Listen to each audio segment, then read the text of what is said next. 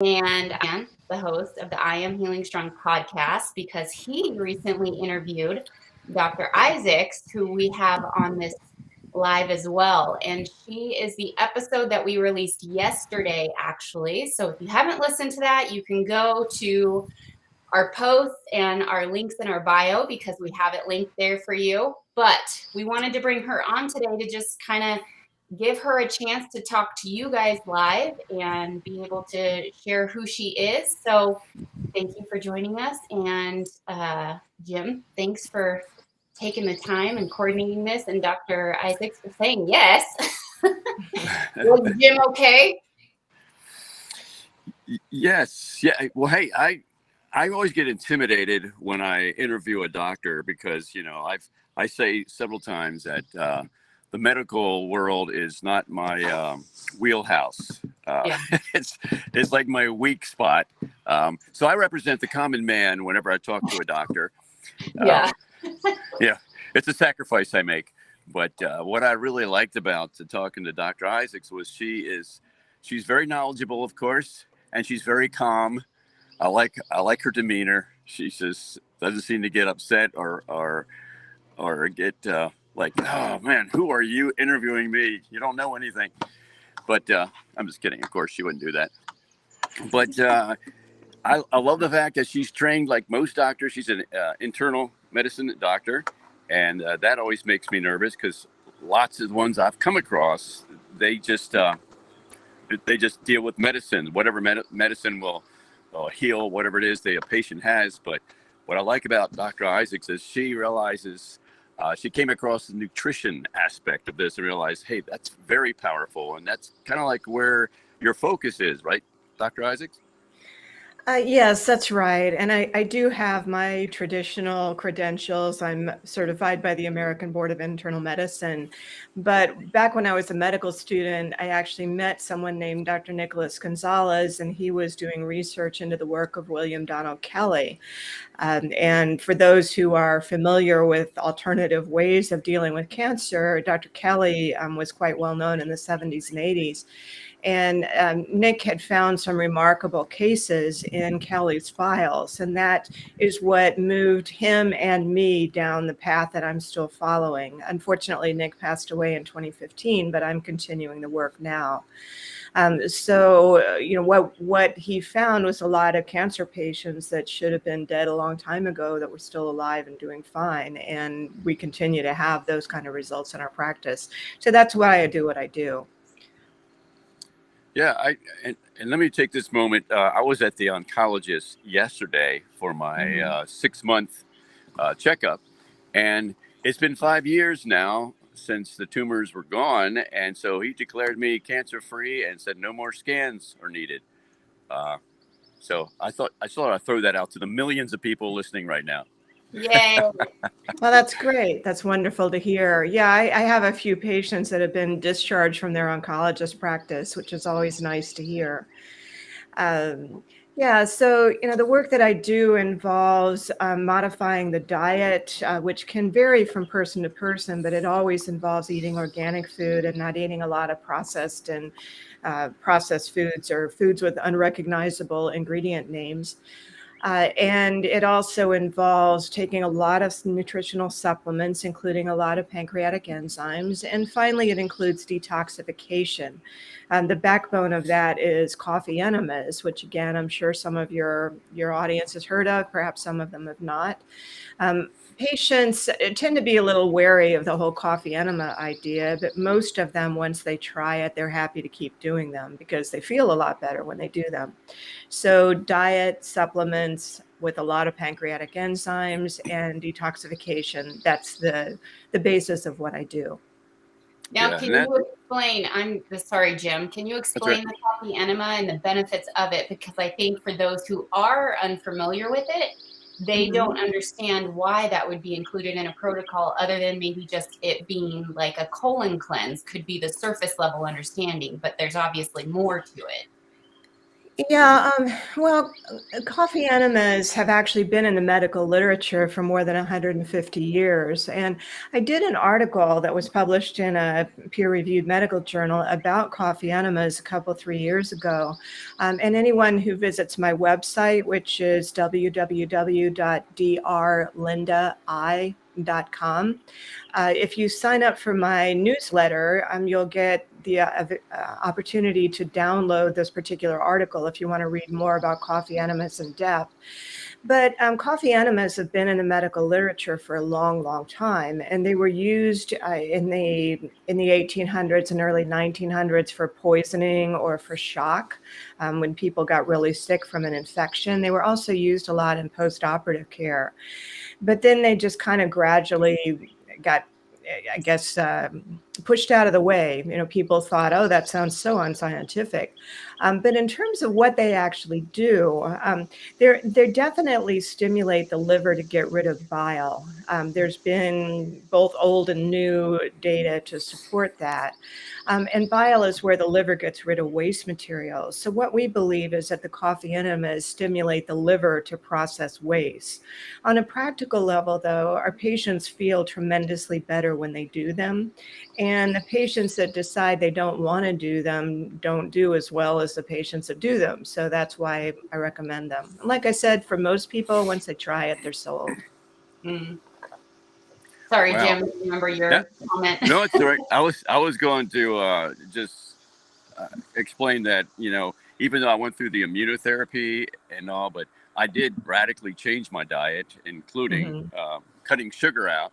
And of course, that helped me, like Dr. Isaacs suggested in the interview. She said that, the fact that I had changed my diet and I was, doing a healthier lifestyle than I was before helped me with the immunotherapy so that it was more effective. And so other than the cancer, I was extremely healthy. And now without the cancer, I'm still extremely healthy. So, I didn't want to throw in the fact that I did change my nutrition. Mm-hmm. Yeah. Look at me on a picture of health. And I do want to, I'll plug this for you, Dr. Isaacs, because I just got it in the mail, but I bought this book. I'm very interested in reading the story. It's a little on the thicker side, but it's about you and Dr. Gonzalez. And yes. Yeah, that looks like a copy of What Went Wrong. Is that right? Yep. Yeah. Yeah, that's about, he and I had engaged in a research project that things went wrong, as the book suggests. So that's what that particular book is about. But I guess on a positive note out of that, a patient of mine who applied for that clinical trial but didn't get accepted to it because she had pancreatic cancer. The study was on pancreatic cancer, but she potentially had a mass that could be surgically removed. Now, she had already turned down surgery multiple times because surgery for pancreatic cancer it's a risky procedure. It's a big procedure. And it doesn't always work. In fact, most of the time it doesn't work. People have a recurrence and pass away, even having had the surgery. So she decided she didn't want it, but that made her ineligible for the study. But she went on the treatment, and that was in 2001. She was actually diagnosed in December of 2000. And she is still alive. I spoke to her actually last in December of 2022.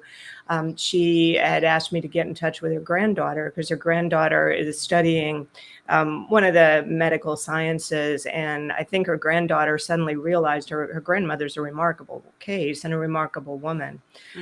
So that all came about because that patient had heard about the clinical trial and wanted to get in. So while that study was very frustrating, I'm glad that that particular patient is alive and still with us and inspiring people. Awesome. And is that the story you brought up on the podcast interview as well? To be honest, it's been a couple of weeks since the podcast, the interview, so I really don't remember. I probably did because I talked about her a lot. Mother and granddaughter situation. It sounds like the yes. Oh, how awesome. Yes, that is the same. And I talk about her a lot because her case is simple. You know, a lot of the Mhm. patients have very complicated stories, and Yeah. that makes it hard to chat about them in a venue like this. But some of them have fairly straightforward stories, and she's certainly one of them. Yes. Well, thank you for taking the time to come and share on our podcast so that listeners can be encouraged and hear from a medical professional in such a unique experience and with unique backgrounds as well. But we want to end this because we know you need to go. We want to value your time as well. But we have a conference coming up in September 2023 celebrating 10 years of service. And so we're going to have Mr. Jim Mann there, and you're going to be there, Dr. Isaacs, and you're going to be a breakout speaker. So do you want to share with the audience what you're going to be talking about? Yes, well, I'll be going over the basics of what I do and why I do it, and talking about some cases like similar to that patient I just talked about. I was actually a speaker at the first conference way back when Healing Strong started, so I'm happy to be able to come back for the 10-year anniversary, and be of support to the group. That's so awesome. And I forgot to add that. Yes, I'm sorry, but yes, you were a speaker at the very, very first one. So how Mhm. fun for this like full circle Mhm. after a decade to be Right. able to come Yeah. back. So Jim, do you want to tell everybody when our conference is and where to go? I do. It is September 29th and 30th in Houston, Texas, at the Met Church, I believe it's called. And Mhm. of course, you can find out all that information at HealingStrong.org. And like I said, there could be, I think it's going to be a sellout myself.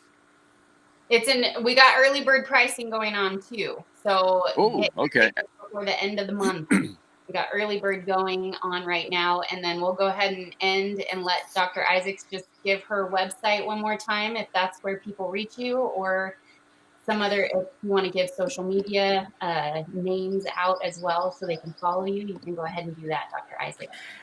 Yes, the main place to go really is my website, which is www.drlindai.com. So that's like drlindai.com. And please sign up for my email list. As I mentioned, if you do that, that makes it possible for me to let you have copies of a lot of different articles and things that would be helpful. That's awesome. Now, I just have a curiosity question. Where'd that I come from? Well, it's my last name, Oh, Isaacs. okay. So Dr. Linda I. Nobody can spell Isaacs. It gets misspelled in so many different ways. And I just decided I would, for my website, let's just make it simple. So it's drlindai.com. That's an easy way for people to remember what the website is then. And Mhm. that is interesting that not many people spell it correctly. Yeah. Oh, Well, well. yeah. Thank you, Dr. Isaacs, for being here. Thank you, Jim, for all of providing us with nature sounds in the background. I loved it. Yeah, there's a frog that needs rescuing in there, so I got to get to that frog. Oh, man. What a life. Be right there. Yeah. Thank you and have a wonderful day to the both of you, and excited to see you both in September. And whoever is watching, go to healingstrong.org/conference to get early bird tickets so you can see Jim and Dr. Isaacs, and I will be there. But I mean, they are probably more the reason why you want to come. So thank you again, and have a blessed day to the both of you and everybody watching.